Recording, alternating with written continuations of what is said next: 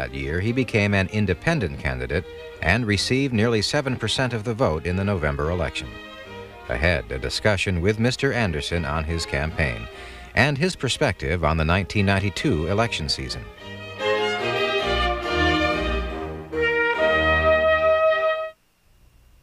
John Anderson, former member of Congress and a 1980 independent presidential candidate. With renewed talk this year of another independent bid, this time by H. Ross Perot, how does anyone begin that effort of getting their names on the ballot and across the country in all 50 states? Well, it's largely a process of petitioning your way onto the ballot. As I recall it, there were several states, Michigan may have been one, North Carolina, it seems to me, was another, where they had peculiar state laws that required that you designate yourself as a party. One state, we called ourselves the Anderson Party in order to qualify for a place on the ballot. Again, however, you had to have a certain number of names in order to get that kind of listing. So it's largely a question. There are 50 states, 50 different sets of state laws. You've got California with 135,000 signatures, I believe, necessary to get on the ballot. You've got Florida, where you have a requirement of about 61,000 names. You've got a state like New York that is notorious for having the most arcane, difficult laws of any state. As a matter of fact, in that state, what I decided to do was to take the nomination that was offered me by the Liberal Party. The Liberal Party was already an established party recognized by the ballot access laws of New York State. I became their nominee and was voted on by the voters of New York in November of 1980 as the Liberal Party candidate. But in every other state, I was on the ballot simply as an independent candidate. Is it a cumbersome process? It's very cumbersome. There was litigation. In some cases, because I did not decide until the 24th of April, 1980, in a speech before the National Press Club, made the announcement that I would abandon the Republican race and become an independent candidate for the presidency. By that time, the filing deadlines had already expired, notably in the state of Ohio, a very important state with then, I think, about 27 electoral votes. We had to go to court, first the Federal District Court, then the Court of Appeals, finally the Supreme Court of the United States. There were other cases in other states. Maine was one. I think New Mexico was another. About a half dozen in all, where there were actually court battles fought out over the question of whether or not I could be on the ballot. One of the issues that has come up as well is that H. Ross Perot has said that he needs to name a vice presidential candidate, which he did late last month. Why does anyone need to do that? Well, simply because state laws prescribe that in submitting a petition to the Secretary of State, it shall bear the names of both the presidential candidate and his vice presidential running mate. I was very fortunate. I had one of the most distinguished stand-in candidates that anyone could ask for, Milton Eisenhower, a good friend of mine, the brother of Dwight Eisenhower. Milton Eisenhower, then president of Johns Hopkins, agreed to be the stand-in candidate for me in a couple of states. Then when Governor Lucey was selected as my running mate in late August, we simply filed supplementary papers with the state officials and substituted the name of Governor Patrick Lucey for the names that had heretofore been, or hitherto been submitted as vice presidential names. So it's really a legal technicality, a legal formality that under some state laws has to be complied with. Why does anyone generally, and you specifically, decide to run as an independent candidate? Well, it was an agonizing decision. I lost the ninth and final primary in which I participated in 1980 in the state of Wisconsin. I believe the date was around the 30th of March. I went out to the West Coast. I said I was going out and sit under a eucalyptus tree. I don't know whether it was under that tree or some other tree that I sat, while I pondered the enormity and the immensity of the task that would confront me of running against two major party candidates. By that time, it was clear Ronald Reagan was going to win the Republican nomination. Of course, Jimmy Carter had made it clear by that time also that he, not Teddy Kennedy, would be the Democratic nominee in 1980. So it was a very, very difficult decision to make. I was not unaware of the problems, some of the hostilities that surround an independent. This is a country where people have, I've many times used the expression, been literally socialized into the belief that really it's somehow anti-democratic to oppose a system that has been in existence as long as the two-party system. The last time we had a new party, of course, was 1854. A new party that actually elected a president, that is, was 1854, now almost 140 years ago. As you look at the discussion and debate now going on with H. Ross Perot, what do you think of, and what are your thoughts as he considers whether to seek a third-party candidacy? Well, Steve, I will be very frank to predict, even at this early date, that when August rolls around, which is about the last date to file the last petitions to make sure that you are on the ballot of all 50 states, he will have succeeded in placing his name before the voters on 50 state ballots. It seems to me that he clearly has built up the kind of head of steam now where ballot access is not the problem, his biggest problem. He's got some other problems down the road, to be sure. But given the degree of support that he's mustered up to this point, if 30,000 calls an hour are indeed coming into that headquarters down in Dallas, Texas, it seems to me quite likely that he can organize the kind of machinery in the other states, as I was able to do. I got actually something like 2 million names. Even though a lesser number were required, it became part of the campaign to encourage people to go out and get as many signers as they could. And by the time we were finished, we had about 2 million names, and we're indeed on the ballot, as I said, of all 50 states. So we did it between April and August of 1980. He started earlier than I. He started in March, and I think even before March, there was some basic groundwork being laid for the actual petition campaign. I guess it was not until he was on a television show and said, yes, I will, if the people will go out and get the petitions, I will run. That event, I believe, occurred only a couple of months ago. But before that time, I certainly had heard about some of the efforts that individuals and groups were making to persuade him to run. So there was something in place, something in being, and given the longer period of time, yes, I think he'll make it. You said earlier, though, he will face other problems. What problems? Well, I found that in the spring of 1980, in March, in April, there were national polls showing that between 25 and 30% of the American people said, yes, we would consider voting for an independent candidate in 1980. That was because of the dissatisfaction at that point with the incumbent Jimmy Carter, and also on the Republican side with Ronald Reagan. He was simply too conservative in the minds of many people for the office. So I started from that benchmark.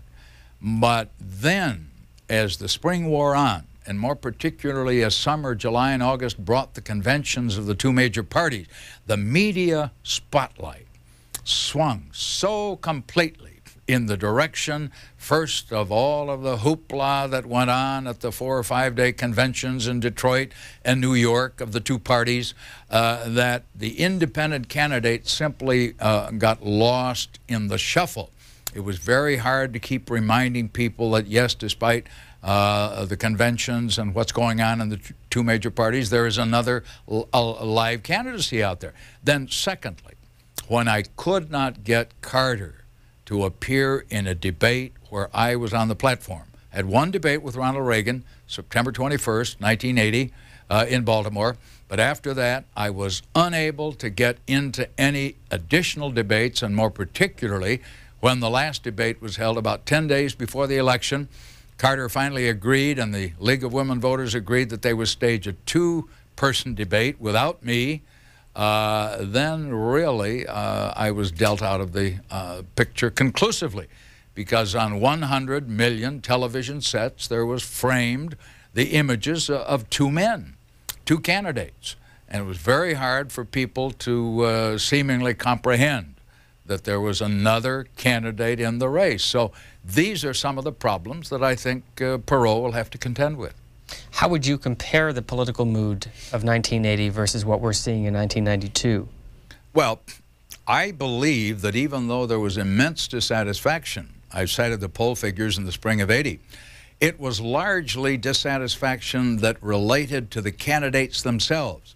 There was not the distrust, there was not the suspicion, there was not the feeling that somehow institutions of government were failing, that government was not able to produce solutions to our economic problems. Oh, we had stagflation in the 70s. We had a wounding of the national spirit that culminated in the resignation of a president. There were some dramatic events in the 70s, but nothing, I would submit, nothing to compare to what has happened to the spirit of the country in the 80s with the fraud and the deceit, both in the public sector and in the private sector, the revelations of Iran-Contra about the utter unaccountability of government, the revelations of the savings and loan scandal, and now more recently the BCCI scandal about the chicanery and the dishonesty. I think all of that has abraded the public spirit to a point that I can't recall in the 30 years that I've been active in and about elective politics. I cannot recall a moment quite like it, and it seems to me, therefore, that Perot has a singular opportunity, a much greater opportunity than I had in 1980. Not that you can simply run on the negatives of public dissatisfaction. There has to be something very positive to induce people to vote, particularly for an independent or a third-party candidate. But I do believe that the situation today, Perot talks about cleaning out the barn. It is almost, it seems to me, in what I hear people say as I travel around the country, and I do a good deal of that, it is almost as if there is a feeling that there is a need for some kind of a purgative of the political system. I'm not trying to be alliterative when I talk about a Perot purgative, but there is that feeling that there needs to be a thorough cleansing, and to that extent, an anti-politician, someone who doesn't come before the voters with a long resume, boasting that I've been governor or I've been senator or I've been this, that, or the other thing because people elected me to office, but rather that I have been successful in doing something else, and that experience may now be relevant to the kind of problems the country is facing. That's a new, a novel, a very different kind of message. I don't think it would have worked in 1980. It might work in 1992. So based on that, what kind of a political force do you think H. Ross Perot would bring to the campaign? And if he decided to run, does he take away votes from the Democratic nominee or from the Republican Party, or both? Well, you know, there was a popular fallacy abroad for a long time that John Anderson helped to elect Ronald Reagan, that if I hadn't been in the race, Jimmy Carter would surely have won. Well, Kathy Frankovic of CBS, Gerald Pomper, a very distinguished political scientist of Rutgers, both made studies of the results of the '80 election, and it turned out that pretty equally my votes came from disaffected Republicans and disgruntled Democrats. It came from both sides of the political aisle. My suspicion would be that probably Perot would draw from both Democrats and Republicans. He might also draw from an even bigger component of the eligible voting electorate, and that's the component that otherwise wouldn't even bother to go out and vote. Everybody knows that there, with one exception, you have had a steady decline in the number of people voting for president ever since 1960. We're down to about the 50% mark at the present time. He might be able to bring out voters who otherwise simply wouldn't bother to vote for either one, believing that it wouldn't make that much difference, that neither one really had the solution. So I think he has a unique opportunity to do some pretty interesting and some pretty innovative things. And with that $100 million, which I have not mentioned up to this point, although it certainly would have dazzled me back in 1980 if I had had a fund half that size. With that kind of money, I think he can do some pretty interesting, he can even hold his own convention I certainly didn't have the wherewithal in 1980 to do that. And as you may know, under the federal election law, each major party today gets about $4 or $5 million out of the federal checkoff fund for convention expenses. No independent candidate can match that, but Perot could. He could decide to stage his own convention. He could invite some very prominent Americans, prominent spokespersons on the environment, on various issues that are salient and important in 1992, to come before that convention and speak in his behalf. It might make some very interesting TV, and it might actually provide a little competition. A couple of quick follow-ups before we let you go. First of all, will you be talking to him? Would you give him any advice? Well, yes, you know, free advice is worth exactly what you pay for it. So I suppose any gratuitous advice coming from a former candidate may not even be the kind of advice he's seeking.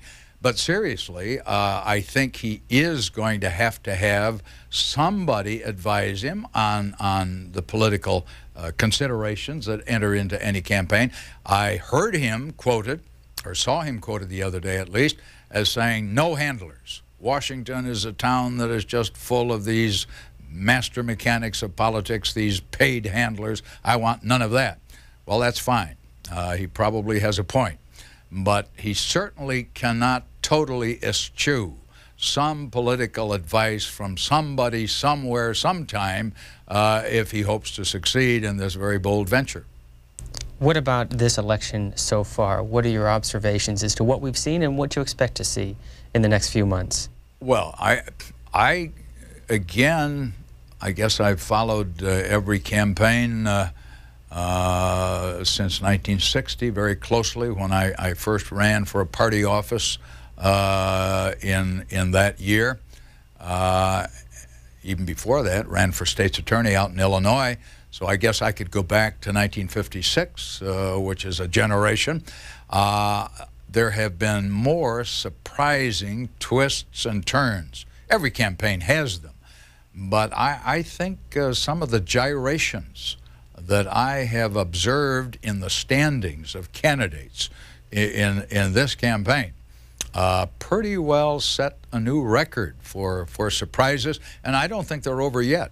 It seems to me that even though we're a little past or at about the halfway point in this primary season, I suspect that between now and the first Tuesday in June, when the last primary is held, there'll be some other surprises as well. So it has been a very volcanic kind of year, and in part because of the things I talked about a little bit earlier, this very deep and pervasive feeling on the part of the American people that not simply individuals per se, but that institutions of government are somehow not serving them well.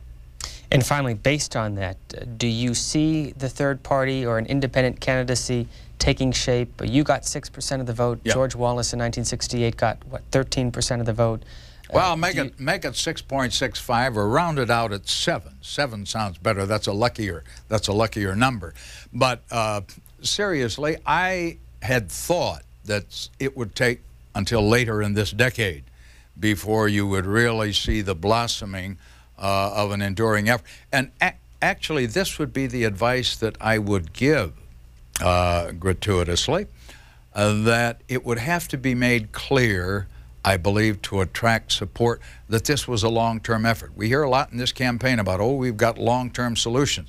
I don't think anyone should run for president and lead people to think this is a one-shot affair. I think he's got to convince them that he's laying the foundations for an enduring effort that is going to carry forward and succeed, if not this time, in the future. With that kind of spirit, then I think people would be persuaded to invest the time and the money and the energy and the effort into building that new political force. John Anderson, 1980 independent presidential candidate and former member of Congress. We thank you for joining us today.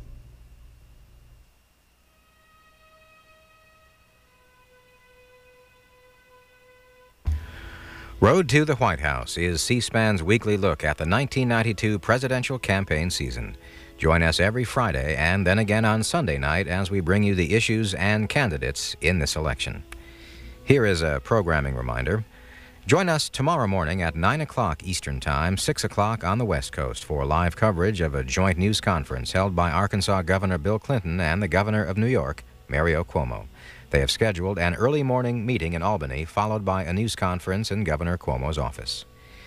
If you have any questions or comments on our programming, write to us. Our address is 400 North Capitol Street Northwest, Washington, D.C., 20001.